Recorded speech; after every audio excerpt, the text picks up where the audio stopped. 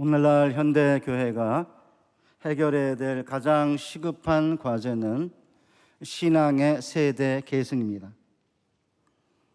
신앙은 멸절로부터 언제나 단 한 세대밖에 떨어져 있지 않음을 교회 역사가 보여주고 있기 때문입니다. 지역해서 좀 어렵죠.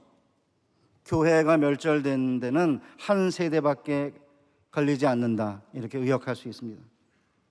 현재 세대가 다음 세대의 신앙을 제대로 전수하지 못하면 한 세대 만에 교회가 소멸될 수 있다는 것입니다.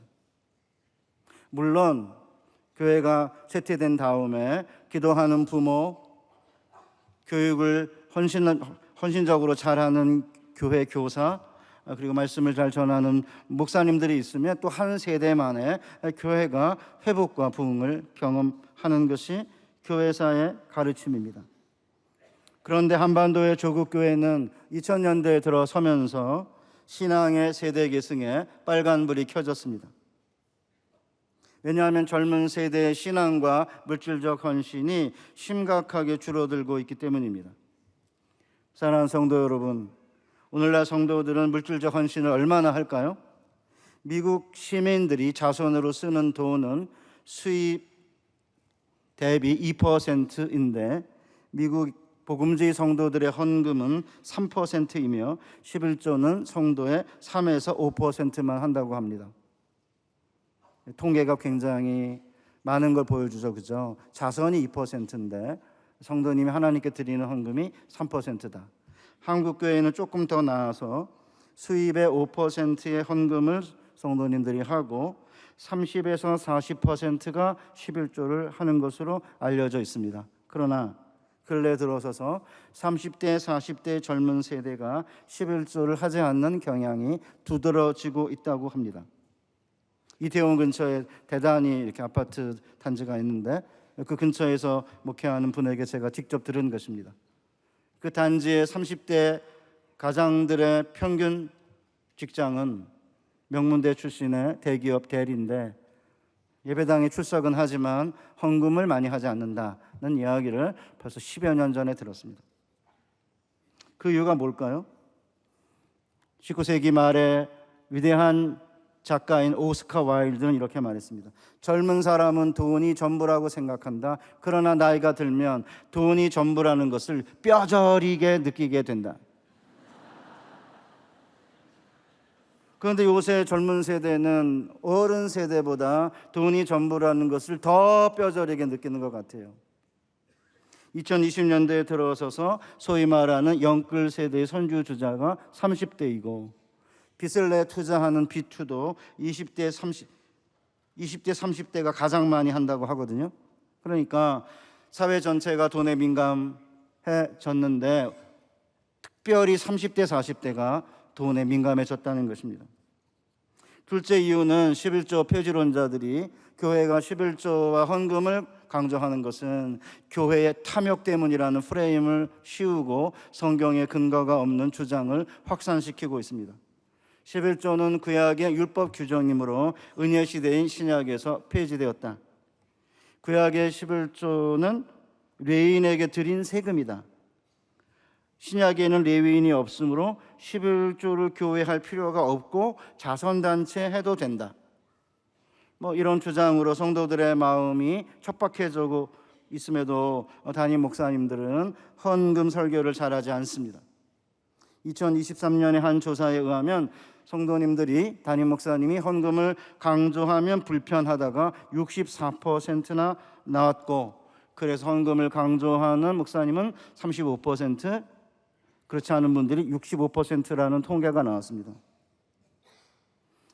헌금 설교하면 돈을 좋아하는 목사라고 하는 낙인이 찍힐 수 있기 때문이죠. 그러면 당신은 초청 강사라 단타 치고 나가려고 그러는 거냐? 그러지 마시고, 초청 강사도 힘들어요. 아니 와가지고 굳이 11조 헌금 얘기하면 좋아하시겠습니까? 그렇지만 저는 강단에서 말씀을 통해서 11조에 대한 논쟁이 이어지는 게 아니고, 목사님들이 설교를 안 하시니까 저 같아도 담임이면 하기가 쉽지 않을 것 같아요. 단타 치니까 좀 나은 것 같기는 한데 그래도 힘든데 저도 그런데 1년에 한 번 정도밖에 안 뵈는데 여러분은. 그렇지만 이게 11조 논쟁이 유튜브라고 하는 SNS 같은 이런 공간에서 소위 말하는 프레임 전쟁으로 이어지고 있기 때문에 제가 이야기를 해야겠다고 마음을 먹은 것입니다. 이런 상황에서 11조는 세금이 아니고 11조는 폐지되지 않았다 이렇게 조목조목 반박하는 것은 위험합니다. 왜냐하면 프레임 전쟁에서는 코끼리를 생각하지 마 그러면 오히려 코끼리를 생각하죠. 왜요? 코끼리를 생각하지 않으려면 먼저 코끼리를 생각해야 생각하지 않는 거기 때문에. 그래서 프레임 전쟁의 가장 중요한 모토거든요 이게. 그러니까 11조는 세금이 아니다 이렇게 하면 아니라고 했음에도 불구하고 11조는 세금이라는 프레임이 활성화되는 거예요. 왜냐하면 프레임을 활성화시키는 것은 단어거든요. 그래서 프레임 전쟁에서는 상대방이 사용하는 단어를 사용하는 순간 필패한다고 말해요. 이런 프레임 전쟁을 벌이면서 성도들의 마음의 밭이 황폐화되고 있습니다. 왜냐하면 11조 폐지론자들이 11조만이 아니고 삶 전체를 들어야 된다라고 아무리 선한 의도로 주장을 해도 듣는 사람들은 10분의 1보다 적은 헌금을 하게 됩니다. 게다가 11조 폐지론자들은 자기들이 주장처럼 11조보다 더 많이 하는지에 대해서는 저는 의문을 갖고 있습니다. 왜냐하면 11조 폐지론이 점차 대세가 되고 있는데 그렇다면 헌금이 늘어나는 거 아니에요? 11조만이 아니라 더 해야 된다는 거니까 왜 줄고 있죠? 11조 폐지론자들도 안 하고 듣는 사람도 안 하고 이러니까 줄어들고 있는 거죠. 반대로 11조 유지론자들 역시 프레임 전쟁을 하면 11조를 내는 것으로 만족하기 때문에 그 이상 하려고 하지 않습니다. 그러니까 11조 폐지론자든 유지론자든 둘 다 하나님께 우리의 존재와 우리의 소유와 우리의 모든 것을 드려야 된다는 성경의 정신에 미치지 못하는 거죠. 그럼 어떻게 해야 될까요? 프레임 전쟁을 멈추고 하나님께서 무엇이라고 말씀하시는지 듣고 복종하는 순종의 전쟁을 해야 됩니다. 그래서 저는 오늘 야곱의 이야기를 성도님들과 함께 들으려고 합니다. 그런데 11조 폐지론자들은 구약은 율법이라는 프레임을 가지고 야곱의 11조는 율법 시대의 산물로 신약 시대에 유효하지 않다 이렇게 주장합니다. 이거 가지고 부족하니까 야곱이 아직도 이렇게 남의 것을 빼앗으려는 불순한 의도를 가지고 하나님께 무엇인가를 얻어내려고 주판화를 튕기면서 불순한 의도로 11조 서원을 했기 때문에 야곱의 11조는 현대 그리스도인들에게 본이 안 된다, 모범이 아니다 이렇게 주장합니다. 과연 그런지 한번 성경 말씀을 들여다보겠습니다. 우리는 성경에서 여호와께서 자신을 아브라함의 하나님, 이삭의 하나님, 야곱의 하나님으로 소개하고 있음을 주목할 필요가 있습니다. 왜 하필 여호와는 철학자의 하나님이 아니라 왜 할아버지의 하나님, 아버지의 하나님, 손자의 하나님으로 자기를 소개하실까요? 하나님은 개인보다 가문과 세대를 통해 인간을 구원하시기를 원하시는 분이시기 때문입니다. 게다가 각 세대가 부모 세대로부터 신앙을 계승하지만 동시에 각 세대마다 자신의 체험을 통해 자신만의 경험을 통해 하나님을 알아가야 한다는 사실을 강조하기 위해서죠. 그리고 마지막으로 하나님은 인간의 이름으로 불리우기를 원하시는 분이세요. 저의 연약함과 허물에도 불구하고 김지찬의 하나님으로 불리우시기를 하나님 원하십니다. 그리고 김지찬의 하나님으로 제 자녀들과 제 손주들에게 다가가신다는 사실을 생각하면 큰 감동을 느끼게 돼요. 지난 주일 저녁에 38개월 된 손녀가 보고 싶어가지고 화상통화를 했습니다. 오늘 유아부 갔다 왔어? 목사님 설교하셨어? 이러니까 목사님이 아니고 전도사님이 하셨어. 그래, 전도사님이 뭐라고 설교하셨어? 이러니까 얘가 쳐다보지도 않고 인형 가지고 놀면서 뭐 바벨 어쩌고 저쩌고 그러는데 무슨 말인지 알아들을 수가 없었어요. 그래서 딸내미한테 야, 걔가 뭐라고 말하냐 이러니까 나도 정확히 모르겠는데 바벨론에 가서 뭐 사자굴 어쩌고 저쩌고 그러는데 라고 했습니다. 그래서 제가 사자굴에 누가 들어갔는데? 그러니까 손녀가 다니엘이 들어갔어 라는 것이었습니다. 그래서 다니엘이 사자에게 잡혀 먹혔어? 이러니까 아니야, 예수님이 지켜주셔서 안 잡혀 먹었어. 손녀가 약간 신경질적으로 대답을 하는 거예요. 아니 그것도 모르냐, 이런 식인 거죠. 그래서 제가 이제 그럼 네 엄마가 사자굴에 들어가면 어떻게 해? 이러니까 내가 구해줄 거야. 단호하게 대답을 했습니다. 그래서 제가 또다시 그럼 할아버지가 사자굴에 들어가면 어떻게 해? 공손하게 여쭈어 보았습니다. 저에 대한 손녀의 사랑을 확인하는 순간 아니에요? 근데 바로 할아버지도 내가 지켜줄 거야. 저는 이제 사자굴 걱정을 덜어버리게 되었습니다. 사자굴에 들어가면 예수님이 지켜주시는 데다가 손녀까지 저를 지켜준다니 저는 하늘의 영원한 보호는 물론 지상에서 3대까지 안전을 확보한 거죠. 게다가 이제 저는 천국에 갈 수 있는 가장 빠른 길을 얻은 거예요. 무슨 뜻이냐고요? 루터가 1519년에 결혼에 관한 설교를 하면서 실제로 자녀를 경건하게 키우는 일보다 더 쉽게 천국을 얻을 수 있는 방법이 없다라고 가르쳤습니다. 성지순례, 가톨릭에서 늘 하는 미사, 교회 건물 짓는 것보다 자녀를 경건하게 양육하는 것이 천국에 이르는 가장 빠른 길이라고 가르쳤습니다. 루터 진짜 대가입니다. 손녀 얘기가 나왔으니까 계속 자랑하겠습니다. 며칠 전에 화상통화를 하는데 갑자기 얘가 뜬금없이 제게 휴대폰을 사준다는 거예요. 그래서 제가 아예 비행기 사줘 그랬더니 내가 사줄게 라고 했습니다.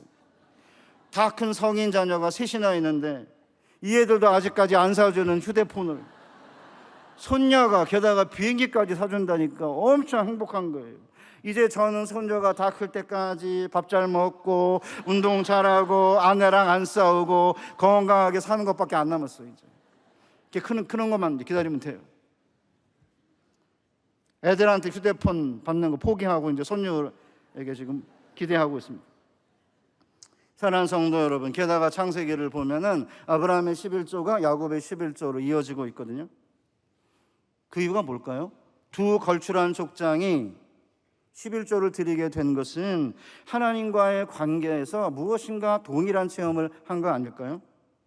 한 10여 년 전 한 교회에서 목사님이 안 계셔가지고 제가 거의 1년간 설교를 한 적이 있는데 한 주 11조 설교를 했습니다. 다음 주에 교회를 가니까 장로님들이 특별히 그전과는 달리 저에게 고맙다고 하는 거예요. 그래서 이유가 뭐예요? 그랬더니 목사님 지난주 설교를 듣고 우리 자녀들이 11조 하기로 했습니다. 왜 자녀들이 11조를 하면 집안에서 재물이 빠져나가는데 왜 행복하죠? 하나님을 만나 11조를 하게 된 부모의 경험이 자녀에게로 이어지면서 동일한 체험으로 하나님만 의지하는 신앙의 가정을 열망하기 때문 아니에요?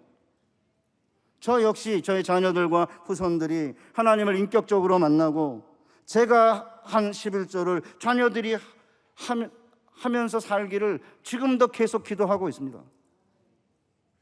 그렇다고 매달 물어볼 수는 없고 눈치 보면서 가끔 올라간 대로 제대로 하나 이런 의문의 눈초리로 바라봅니다.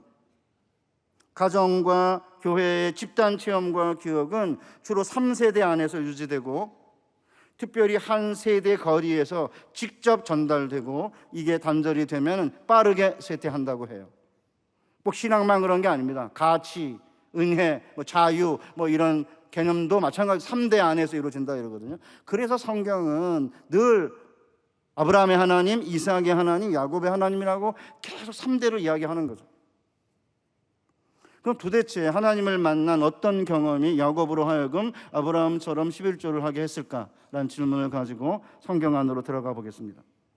우리가 다 아는 대로 야곱은 형의 장자권을 팥죽 한 그릇을 사고 눈먼 아버지를 속여 축복권을 빼앗은 다음에 형의 미움을 받아 고향인 브엘세바를 떠나 밧단 아람으로 도피하게 되었습니다. 한 3일 길을 가다가 갑자기 어두워지는 바람에 그곳에 이제 돌을 가져다가 베고 잠을 자게 되었습니다. 아마 야곱의 머리를 들판에서 보호할 수 있는 건 아마 돌밖에 없었던 것 같아요. 그런데 야곱은 돌을 베고 자다가 꿈을 꾸게 되었습니다. 꿈에서 처음 본 것은 사다다리가 땅을 향해 놓여 있는데 머리가 하늘에 닿아 있었습니다. 자세히 보니까 하나님의 사자들이 오르락 내리락 하고 있었습니다. 이게 시간이 없어가지고 설명하기가 좀 그런데 왜 오르락이 먼저냐? 굉장히 설명이 많은데 야곱이 이렇게 누워 있으니까 누워 있는 상태에서는 이렇게 쳐다보니까 오르락이 이제 더 빨리 보인 거다, 시각적 관점에서. 또 그렇게 해석하는 사람도 있고요. 어떤 사람들은 천사들이 이미 내려와서 사역을 하고 있다가 보고하기 위해서 올라가는 거다, 이렇게 해석하는 분도 계시고, 지금 이제 야곱이 이렇게 여행하는 도중에 그 전에 지역을 담당하던 사자가 임무를 마치고 올라가고 다시 이제 새로운 여호와 사자가 내려오는 거다, 이렇게 해석하는 사람도 있어요. 중요하지 않아요, 그런 거는. 물론 재미는 있지만 뭐 그럴 수 있을 것 같아요. 그렇지만 중요한 건 뭐냐면 이 꿈속에 나타나는 이 모습을 보고 야곱이 어떤 반응을 보이냐 아니에요. 그러니까 오르락 내리락 하고 있었는데 자세하게 보니까 여호와께서 서서 계셨습니다. 우리 한글 개역 개정에는 여호와께서 그 위에 서서 이래가지고 사다딸이 위로 되어 있는데, 뭐 NIV 성경 같은 경우 보면 각주에 야곱 곁에 섰다고 돼 있어요. 또 일부 성경은 야곱의 곁에 섰다고 영어 번역본이 번역하고 있습니다. 이유는 뭐냐면 그를 야곱으로 보고 그 다음에 위에라는 전치사를 옆에라고 해석을 할 수 있는데, 그러면 야곱의 옆에 서서 계신 거죠. 사다다리가 땅을 향해 놓여 있다고 했기 때문에 저는 위에 계셨다고도 할 수 있지만 땅에 내려오셔서 야곱의 곁에 서서 계셨다라고 해석하는 게 더 좋아요. 여러분 알아서 하세요. 위에 계신 게 좋겠습니까? 내 옆에 서서 계시는 게 좋겠어요? 내 옆에 서서 계시는 게 좋은 거죠. 그걸 굳이 왜 위에 계셨다고 해요? 뭐 때문에? 옆에 서서 계시는 게 훨씬 더 은혜스럽지 않습니까? 물론 위에 계셔도 우리를 보호하시죠. 말씀으로 때로는 사자들에게 명령해가지고 얼마든지 당신의 뜻을 이행할 수 있지만 직접 내려오셔서 야곱의 곁에 서서 놀라운 약속으로 말씀하셨다면 이보다 더 행복한 게 어디 있어요? 놀랍게도 하나님께서는 야곱에게 이렇게 말해요. 나는 여호와니 너의 조부 아브라함의 하나님이요 이삭의 하나님이라. 내가 누워있는 땅을 내가 너와 네 자손에게 주리니 네 자손이 땅의 티끌같이 되어 동서남북으로 퍼져나갈지며 땅의 모든 족속이 너와 네 자손으로 말미암아 복을 받으리라. 내가 너와 함께 있어 내가 어디로 가든지 너를 지키며 너를 이끌어 이 땅으로 돌아오게 할지라. 내가 내게 허락한 것을 다 이루기까지 너를 떠나지 아니하리라 하신지라. 우리 이 장면 이해가 안 되죠. 왜 속임당한 에서 편에 서야지 왜 속임수꾼 야곱의 편에 서실까요? 이게 그러나 복음입니다. 사다다리가 땅을 향해 놓였다는 것은 하나님께서 하늘을 떠나 인간의 자리로 내려오셨다는 뜻 아닙니까? 하나님께서는 형과 아버지를 속이고 도피하는 도망자 야곱에게 먼저 찾아오셨습니다. 인간의 죄가 만들어 놓은 슬프고 고통스러운 삶의 자리 한복판으로 하나님께서 먼저 들어오신 거죠. 이게 복음입니다. 그 왜 야곱 속임수꾼 야곱의 편에 서실까? 바울은 로마서 8장에서 야곱이 아직 나지도 아니하고 그 무슨 선이나 악을 행하지 아니한 때 이미 여호와께서 야곱은 사랑하시고 에서는 미워했다고 선언해요. 하나님은 이렇게 한번 선택한 자를 끝까지 사랑하십니다. 그리고 이 사랑을 근거로 변화될 것을 요구하세요. 이것이 성경이 말하는 복음이죠. 정말 놀라운 건 이런 하나님의 사랑을 받으면 변화되지 않을 수 없다는 것입니다. 그래서 우리가 잠을 깨고 난 야곱의 행동을 보면 무조건적인 사랑에 반응하여 온전한 사람으로 야곱이 바뀌고 있는 모습을 보거든요. 우리가 다 읽은 대로 17절에 보면 야곱이 두렵도다 이것이요 이것은 다름 아닌 하나님의 집이요 이는 하늘의 문이로다 이렇게 선언해요. 야곱이 돌베개를 베고 자다가 꿈을 꾸고 하나님의 약속을 들은 후에 그것이 하나님의 집이고 하늘의 문임을 지각해요. 이렇게 인간들이 지상에서 하늘의 세계를 경험하는 것을 영국의 켈트 지방의 전통에 의하면 기독교 전통에 의하면 thin place라고 말해요. 얇은 장소라고 부릅니다. 그러니까 하늘과 땅 사이에 이렇게 베일, 장막 같은 게 이렇게 둘러져 있는데 그 베일이 얇아지는 곳이 있다는 거예요. 하늘과 땅이 거의 맞닿을 정도로 얇아지는 이곳이 하나님의 임재와 하나님의 축복과 약속을 경험하는 곳인데 따라서 이곳이 하나님의 은혜가 새어나오는 틈이다 이렇게 말합니다. 그러니까 오늘날도 마찬가지죠. 아파서 아무것도 못하고 누워있는 병원의 병상, 요단강을 먼저 건너간 친구나 선배의 영정사진 앞, 실직이나 파산을 당하고 혼자 앉아있는 텅 빈 집, 대학 입시와 취업 전쟁에서 실패하고 고개 숙이고 집으로 돌아오는 길, 이런 곳이 thin place죠. 하늘의 문인 거죠. 이런 thin place를 경험하면 신앙의 선배들은 그곳을 하늘의 문으로 인지하고 예배한 거예요. 그러나 젊은 세대는 이런 thin place를 경험하면서도 하늘의 문을 느끼지 못하고 있습니다. 젊은 세대가 물질적 풍요를 경험하면서 영적인 민감성이 약해졌기 때문이에요. 사실은 얼마 전에, 몇 달 전에 저보다 15살 먹은 장로님이 저랑 같이 신학교를 다녔는데 목회는 안 하고 그냥 장로로 이제 사시다가 15살 먹은 형님인데 돌아가신 거예요. 그래서 이제 그 영안실에 가서 영정사진 앞에서 조문하고 식당에 이렇게 앉아서 이제 밥을 먹고 있는데 14살 더 먹은 이제 형님 목사님이 선교사인데 오셔가지고 이제 영정사진 앞에서 이제 조문하고 제 앞에 앉았어요. 근데 갑자기 눈시울이 붉어지셨더라고요. 그래서 무슨 일이 있었어요? 그러니까 김 목사, 내가 영정사진을 딱 보는 순간에 눈물이 났어. 왜요? 요단강가에 섰는데 내 친구 건너가네. 저는 15살 먹은 선배잖아요. 요단강가에 섰는데 내 선배 건너가네. 15년 남았네. 물론 뭐 15년 더 남을 수도 있겠지만 혹시 15년밖에 안 남은 거 아니야? 뭐 이렇게 생각을 해요. 제 아내가 당신은 꼭 그럴 필요가 뭐가 있냐 이러는데 저는 좀 시간이 더 남아야 그동안 하나님 더 사랑하고 주님 더 사랑하고 교회 더 헌신하고 또 하나님께 이쁜 일도 하고 가야 되는데 아쉬움이 있는 거예요. 제가 성격이 ISTJ거든요. 근데 아내는 ENFP라 뭐라 그러냐면 자기는 하나님이 언제든지 자기 잘했다고 칭찬해 줄 거라는 거예요. 그 근거가 뭔데? 이랬더니 당신같이 까칠한 사람이랑 살아줬으니까 하나님이 그거 하나만으로도 자기를 잘했다고 할 거라는데 저는 성경 아무리 뒤져봐도 어디에 까칠한 남편이랑 살아서 잘했다고 하는 대목이 없어요.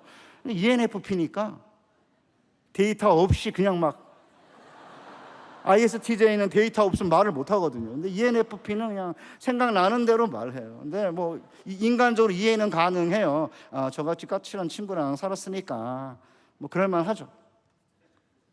그렇지만 어쨌든 영정사진 앞에 딱 서 있으면 하나님의 공간과 인간의 공간이 이렇게 거의 맞닿은 듯한 그런 느낌 들지 않아요? 거기가 thin place죠. 하늘의 문이고 하나님의 집이죠. 그러니까 야곱이 이제 그 꿈을 꾸고 하나님의 약속을 들은 다음에 베개 삼았던 돌에다가 기름을 붓고 구별했다는 뜻 아닙니까? 하나님의 집 베델이라 불렀습니다. 이제 야곱이 뭐 해요? 하나님의 집에서 예배하면서 사원합니다. 야곱이 사원하여 이르되 하나님이 나와 함께 계셔서 내가 가는 이 길에서 나를 지키시고 먹을 떡과 입을 옷을 주시어 내가 평안히 아버지 집으로 돌아가게 하시오면, 조건이죠. 그러면 여호와께서 내 하나님이 되실 것이요 내가 기둥으로 세운 이 돌이 하나님의 집이 될 것이요 하나님께서 내게 주신 모든 것에서 10분의 1을 반드시 하나님께 드리겠나이다 하였더라. 흥미로운 건 하나님의 약속하고요 야곱의 조건을 비교해 보면 거의 동일해요. 하나님의 약속에서 내가 이 일을 이루기까지 너를 떠나지 아니하리라, 그 부분은 뺐고요. 먹을 떡과 입을 옷을 주시면, 이건 없었어요. 이걸 집어넣은 거죠. 그러니까 아마 야곱이 하나님 너와 함께 내가 있어서 내가 너를 지킬 거고 그 다음에 아버지의 집으로 무사히 돌아오게 해주겠다, 이게 약속이잖아요. 거기서 이제 하나는 빼고 이제 하나를 집어넣은 거죠. 아마 먹을 떡과 입을 옷이 굉장히 필요했던 것 같아요. 왜냐면 지팡이 하나를 가지고 요단을 건너 바다나람으로 갔으니까. 그러니까 야곱의 서원의 조건은 하나님의 약속에서 나오는 겁니다.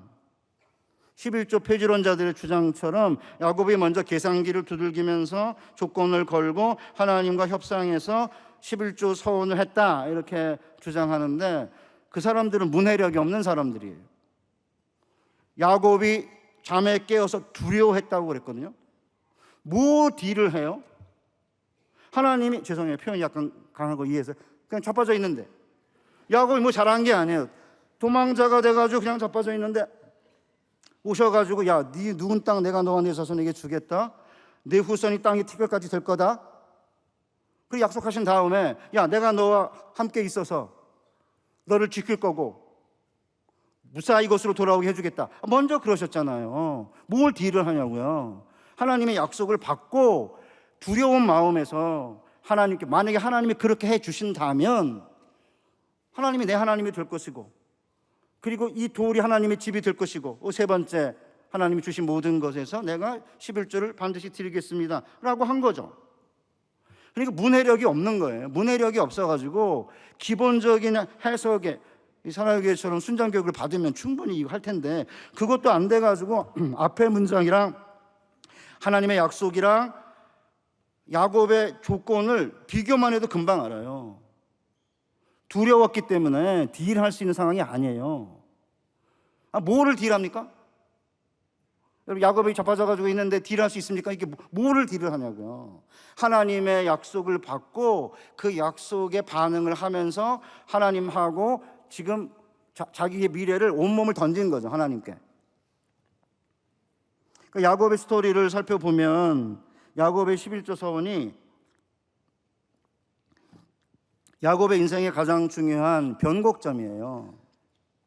하나님이 주신 모든 것에서 11조를 하겠다라고 하는 서원은 움켜쥐는 자가 아니라 이제는 이렇게 드리는 자로 바뀌어가고 있음을 보여주지 않아요? 지금은 서원이지만 지금 당장 주는 건 아니죠. 없으니까 지금은.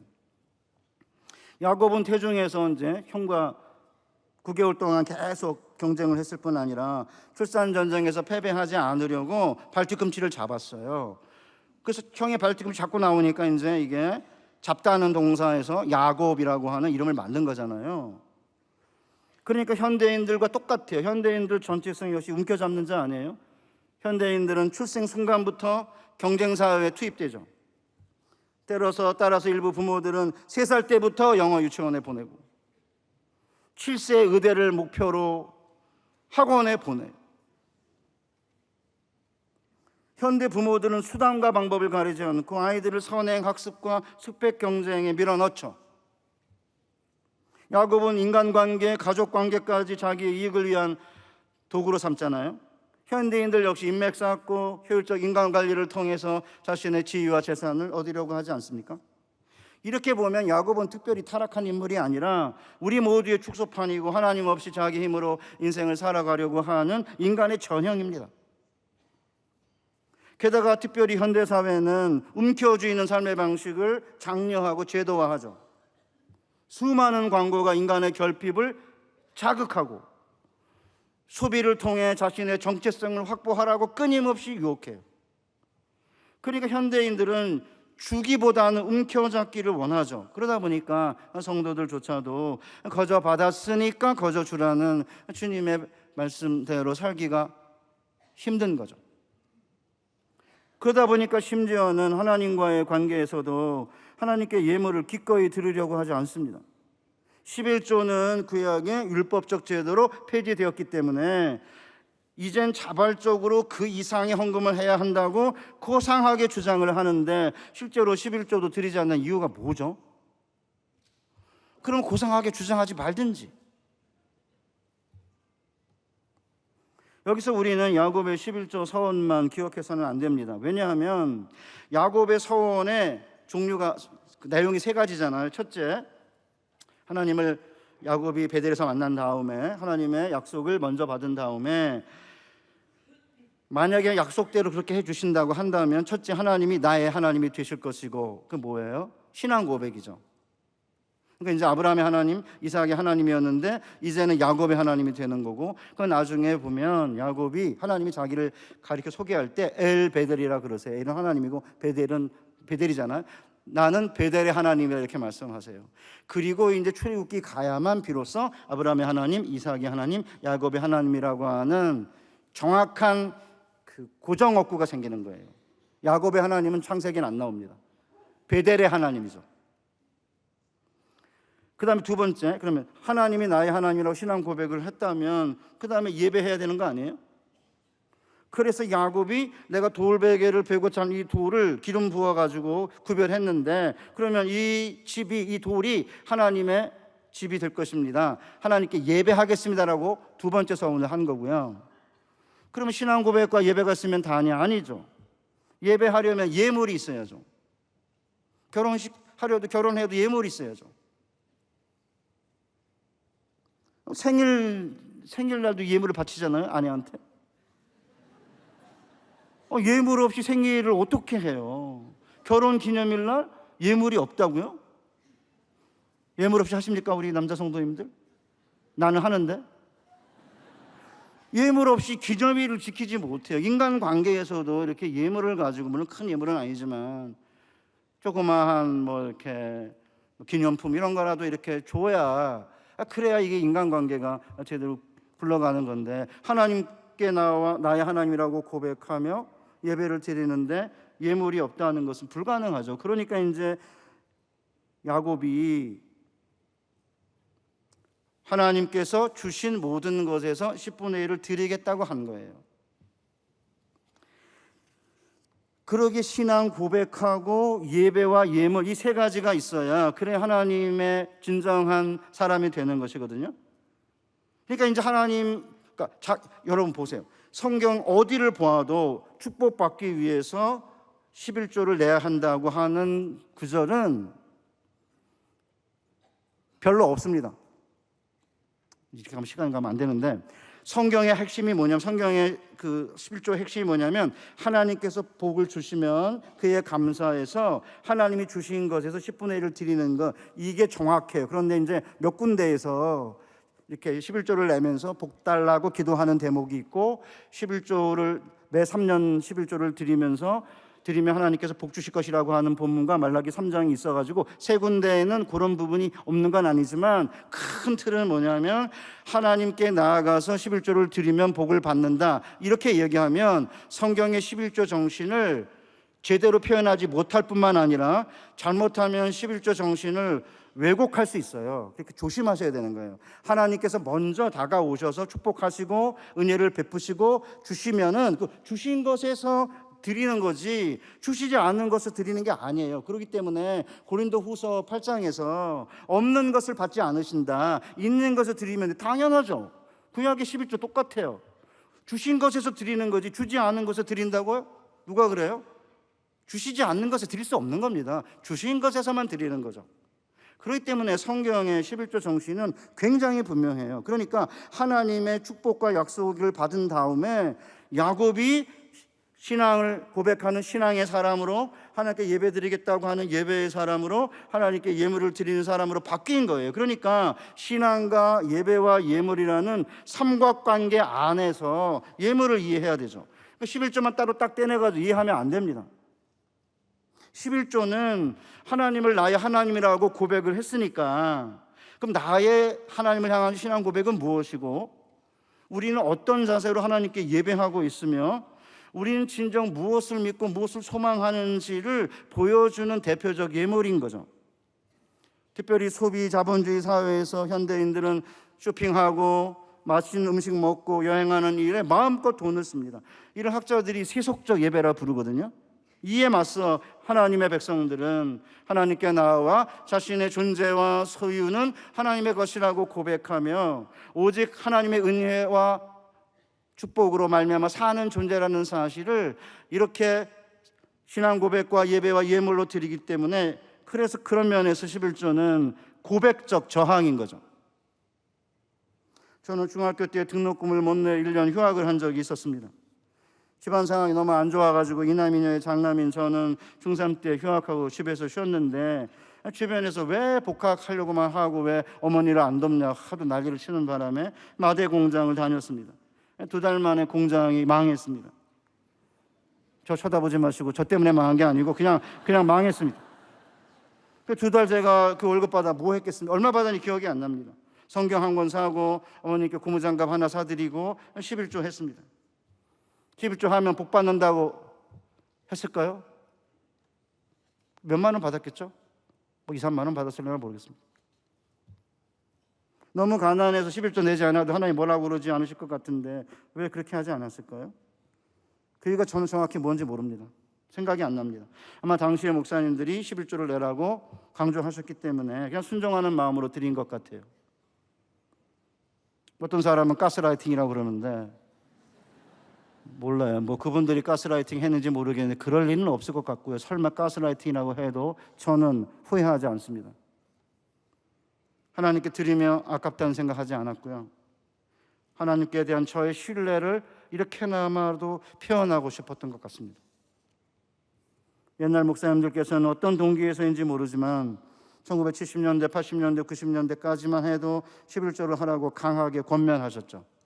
이 권면에 순종하다 보니까 11조를 통해 탐욕과 욕망으로부터의 자유를 조금은 맛볼 수 있었습니다.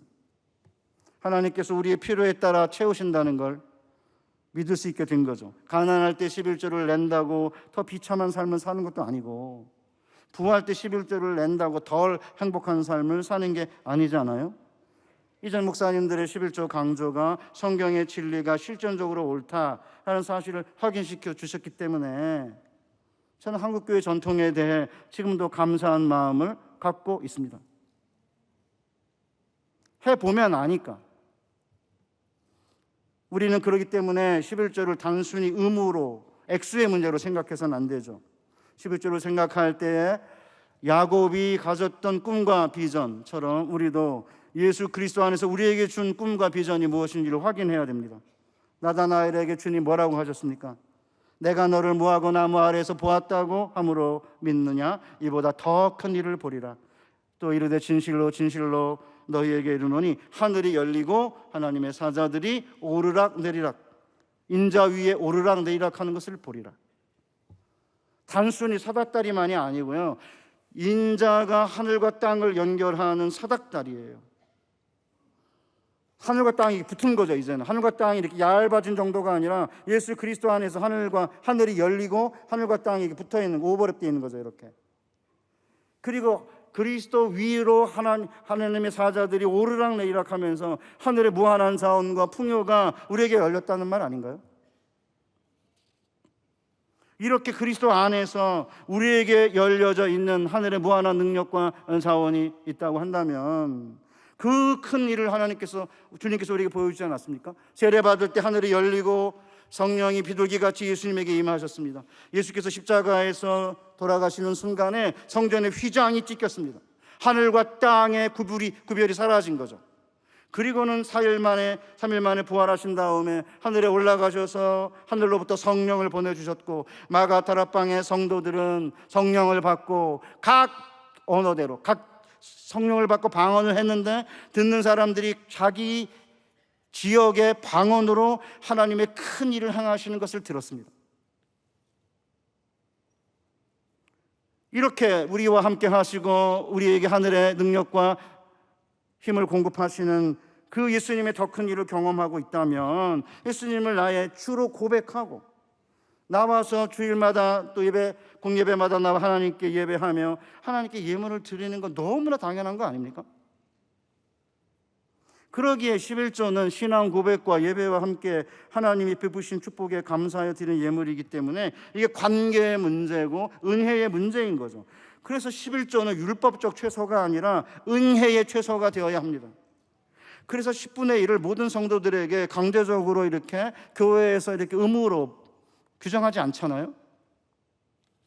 신약 시대에는 더더욱 하나님의 은혜며 하나님께 감사해 드리는 자발적 최소, 은혜적 최소가 되어야 하는 것입니다. 그러기에 정통교회는 그 어디라도 예배에 참석할 때 헌금을 해야 된다 그러지 않잖아요. 예배는 누구나 참석할 수 있습니다. 그런데 교회의 멤버가 되고 교회의 직분자가 되면 그때는 헌법적 규정으로 11조는 누구나 해야 된다가 아니라 권면사항으로 율법적 최소가 아닌 은혜의 최소로, 자발적 최소로 하나님께 기쁨으로 드릴 것을 교회가 권면하고 있는 거예요. 이단들은 오히려 헌금 많이 안 하면 중앙본당에 못 들어갑니다. 신천지가 거기 중앙본당은 돈 내야 들어갑니다. 희한한 애들이 쟤네들로. 정통교회는 그렇게 하지 않습니다. 따라서 믿음의 불량이나 혹시 형편으로 인해 11조를 하기 어려운 마음이 든다면 억지로 해서는 안 되죠. 굳이 11조라는 단어를 쓰기 원치 않으시면 하나님께서 주신 모든 것에서 일정한 부분을 드리는 훈련을 하시면 돼요. 그래서 미국에서는 어떤 목사님이 미국 성도들이 평균 3% 헌금을 하니까 1%씩 올려가지고 10%까지 올리는 게 어떻겠냐 이렇게 제안을 하고, 저는 한국교회는 5%니까 1년에 1%씩 올려서 10%까지 가보는 훈련을 하는 게 어떤가라는 생각을 합니다.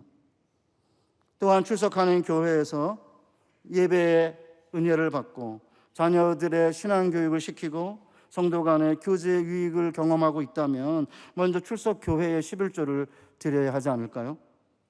우리가 출석하는 지역교회가 재정적으로 건강해져야 그 지역에서 복음 사역과 다음 세대 교육을 잘 감당할 수 있기 때문입니다. 만약 정말 돕고 싶은 어려운 교회가 있다면 그 교회로 이적해서 거기서 봉사하고 헌금을 하는 게 더 적절할 것입니다. 출석교회에 대한 재정적 부담을 지지 않으면서 다른 곳에 헌금하는 것을 자랑한다면 자칫 위선일 수 있죠. 그러나 10분의 1이 우리의 목표가 되어서는 안 됩니다. 기존 신자들은 10분의 1이 목표가 아니라 더 많이 드릴 수 있는 지혜로운 출발점으로 삼을 수 있습니다. 그리고 이제 11조 이상 할 수 있는 여력과 마음이 있다면 다른 교회나 선교단체 얼마든지 할 수 있다고 생각합니다. 그러기에 10분의 1은 자발적 최소고 은혜의 최소가 되어야 되는 거고, 그런 점에서 제가 11조라고 하는 것은 구약에 규정된 의무적인 헌금처럼 보이는 건 맞다. 대신 신약에 와서는 자발적으로 은혜로 하나님께 하는 거라면 11조는 자발적 최소지 이게 최대는 아니잖아요. 그러면 자발적 최소로 은혜의 최소를 이렇게 드리면 더 많아져야 되는 건데 더 줄어드는 건 도대체 무슨 이유일지 전 도대체 이해가 안 가요. 미국의 저명한 존 파이퍼 목사님 이렇게 말했습니다. 나는 33년 동안 베들레헴 교회에서 11조 설교를 2-3번 정도 한 것 같습니다.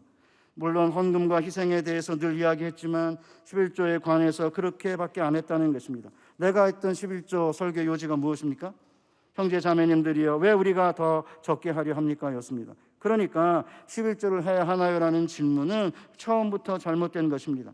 히브리서의 말씀처럼 우리에겐 더 좋은 언약, 더 좋은 약속이 있습니다. 그렇다면 더 좋은 희생, 더 좋은 헌금이 있으면 안 될 이유라도 있나요? 우리는 바울이 마게도냐 교회를 칭찬한 걸 잊어서는 안 됩니다. 형제들아, 하나님께서 마게도냐 교회들에게 주신 은혜를 너희에게 알리노니 환난의 많은 시련 가운데서 그들의 넘치는 기쁨과 극심한 가난이 그들의 풍성한 연보를 넘치도록 하게 하였느니라. 환난의 많은 시련과 풍성한 연보, 이거 상반되지 않아요? 아니, 마게도냐 교인들로 하여금 많은 시련 가운데 풍성한 연보를 하게 한 이유가 뭘까요? 넘치는 기쁨과 극심한 가난이 동기였대요. 이보다 더 큰 역설이 어디 있어요? 근데 이게 진리예요. 성경, 기독교는 무엇이든지 많이 넘치는 종교입니다. 그리스도인들에게는 환난도 넘치고 시련도 많고 가난도 극심하게 경험해요. 그런데 이 많은 환난 가운데 넘치는 기쁨으로 풍성한 연보를 하는 자들이 바로 하나님의 백성이라는 거죠. 이게 기독교의 진리입니다. 많은 환난 가운데서 극심한 가난이 넘치는 기쁨으로 풍성한 연보를 하게 하는 것은 인간적으로 불가능해요. 그래서 바울이 뭐라고 말해요? 이 일이 하나님께서 마게도냐 교회들에게 주신 은혜 때문이라고 말해요. 그래서 가난한 자들의 헌금을 교회가 재정적으로나 경제적으로 보면 무시해서는 안 되는 거예요. 퍼센테이지를 보면 작을지 모르지만 작은 자들의 헌신을 가지고, 가난한 자들의 헌신을 가지고 왜 교회가 가난한 자들의 헌신까지 그렇게 알겨먹으려고 그러냐, 그러면 안 되는 겁니다. 물론 저는 목회자로, 대부분의 많은 목회자들과 마찬가지로 아주 가난한 성도들이 헌금할 때 마음이 아파요. 하지 말라고 그래요. 어떤 때에는. 그렇게 어려운데 왜 하냐. 그런데 그럼에도 불구하고 하나님께 드리는 가난한 자의 헌금은 박수치거나 감사할 대상이 아니라 우리가 그들에게서 배워야 되는 정신이라는 거죠. 교회의 정체성이고. 왜요? 여력에서 내는 게 아니라 가지고 있는 생활비 전부를 드렸던 과부가 드린 거 아니에요? 어떻게 저들은 가진 게 없는데 생활비 전부를 하나님께 드릴 수 있을까? 우리는 거기에서 도전을 받고 거기에서 하나님께서 우리에게 무엇을 이야기하시는지 듣는 거 아닙니까? 그렇기 때문에 가난한 자의 헌신을 그냥 박수치고 감사하고 이 정도나, 아니면 숫자가 액수가 얼마 안 되니까 무시해서는 안 되고 교회가 배워야 할 정신이다, 이렇게 선배들은 가르쳤어요. 이런 거를 알지도 못하는 일부 진보적인, 특별히 유튜브 잘잘법 이런 데 나오는 사람들이 신약에는 헌금이라는, 돈이라는 단어가 안 나온다, 그렇기 때문에 신약에는 헌금이 없고 돈이 없고 뭐가 있냐, 가난한 자들이 주는 연보밖에 없다, 이렇게 주장해요. 고린도후서 8장 9장에 보면 돈이란 단어 안 나옵니다. 맞습니다. 화폐라는 경제적 용어 없습니다. 대신 은혜가 8장에만 7번, 디아코니아, 성도를 섬기는 일로 2번, 8장 9장에 함께 참여하고 교제한다는 코이노니아가 2번, 가난한 자들에게 주는 헌금을 사랑이라고 아가페로 3번, 후하다는 단어가 1번, 넉넉함이라는 단어가 2번, 거에게 연보라고 3번, 연보란 단어가 헬라어로 율로기아인데 축복이라는 단어거든요. 1번, 착한 일이라고 1번, 봉사라는 단어로 1번 쓰였습니다. 이제 바울이 하려고 하는 이 일은, 신약교회 성도들이 하려고 하는 이 일은, 이 예물은 그냥 돈, 화폐가 아닌 거예요. 그렇기 때문에 은혜, 사랑, 풍성함이라고 하는 단어 외에는 설명할 방법이 없기 때문에 이런 단어를 썼는데, 개뿔도 모르면서 헌금, 돈이라는 단어 안 나오니까 신약에는 헌금이 없다? 그 제정신이 아닌 것 같아요. 제가 최근에 이렇게 우연히 유튜브를 이렇게 보니까 리아킴이라고 하는 자매가 한 10년 전에 위대한 약속 뭐 이런 노래를 불렀는데, 갑자기 듣다가 우연히 들었어요. 하나도 모르면서 둘을 알려고 하다가 사랑도 믿음도 떠나가네. 구약도 모르면서 신약을 알려고 하다가 구약도 신약도 다 떠나가는 거예요. 알지도 못하면서. 그러니까 구약은 11조라고 하는 율법적 쇠서를 정해놓고 그것을 가지고 이제 하나님의 나라를 운영했는데, 신약의 예수 그리스도의 죽으심과 부활로 말미암아 우리에게 주어진 그 무한한 하나님의 축복과 약속은 돈, 화폐라고 하는 재정적, 경제적 용어로는 설명할 수가 없기 때문에 은혜라고 말하는 거예요. 그러니까 보지 마세요, 유튜브. 교회도 모르고, 죄송해요, 너무 심하긴 한데, 그냥 제가 그 강의를 듣고 있으면 교회를 모르는구나, 은혜를 모르는구나, 구약도 모르는데 어떻게 신약을 알려고 할까? 그런 생각이 확 들어요. 사랑하는 우리 성도 여러분, 율법시대 운운하면서 11조 페이지 어쩌고 저쩌고 이러는 사람들은 아직 율법의 수준에, 율법의 사람이 지나지 않는 거죠. 극심한 환난 가운데, 극심한 가난 가운데 넘치는 기쁨으로 풍성한 예물을 드렸던 마게도냐 교회에게 임한 하나님의 은혜가 뭔지를 일도 모르는 거죠. 우리 사랑하는 사랑교회 성도 여러분, 할아버지와 아버지와 손자가 살아계신 하나님을 각자의 삶에서 구체적으로 경험하고 믿음의 세대 계승이 일어나는 가정을 만드시기를 바랍니다. 오직 하나님 한 분만을 우리의 주로 고백하고 그분에게 예배 드린 일에 목숨을 걸며 11조와 감사 헌금으로 예물을 드리는 일을 중요시 여기지 않으면 교회는 한 세대만에 쇠퇴하고 소멸할 수 있습니다. 그러기에 하나님이 베푸신 축복에 감사하여 하나님께 예배를 드리고 하나님을 나의 하나님으로 고백하며 하나님이 내게 주신 모든 것에서 은혜의 최소로 하나님께 예물을 드리는 삶을 다음 세대에 강력하게 가르치시기를 바랍니다. 그러면 할아버지의 11조가 아버지의 11조를 거쳐서 손자의 11조로 이어질 수 있습니다. 이를 넘어서서 거저 받았으니 거저 주라는 주님의 말씀을 따라 산다고 한다면 결국은 11조 이상으로 하나님께 드릴 수 있게 되는 거 아닐까요? 사랑하는 성도 여러분, 그저 하나님의 바다의 얕은 물가에서 발로 이렇게 물장구 치는 수준으로는 이런 방식의 삶을 살아낼 수 없습니다. 우리가 설교 후에 함께 부를 찬양, 찬송가 302장은 이렇게 찬양합니다. 많은 사람이 얕은 물가에서 저 큰 바다 가려다가 찰싹거리는 작은 파도 보고 마음이 졸여서 못 가네. 언덕을 떠나서 창파에 배 띄워 내 주 예수 은혜의 바다로 내 맘껏 저 가라. 언덕을 떠나 창파에 배를 띄우고 하나님께서 다 우리의 필요를 따라 채우실 것을 믿고 하나님께서 내게 주신 모든 것에서 예물을 하나님께 드리며 산다고 한다면 은혜의 바다의 깊은 속까지 우리가 알게 될 것입니다. 이런 축복을 받는 여러분과 제가 되시기를 주님의 이름으로 축복합니다. 하나님 우리에게 주신 이 놀라운 약속의 말씀을 가슴에 새기고 3대가 하나 되어 하나님만 섬기고 하나님만 예배하며 하나님께 예물을 드리는 복된 가정이 되게 하시고 신앙의 세대 계승을 통해 하나님께서 예배하신 하늘의 신령한 은혜를 받는 가정과 교회가 되게 해 주옵소서. 예수님의 거룩하신 이름으로 기도하옵나이다. 아멘.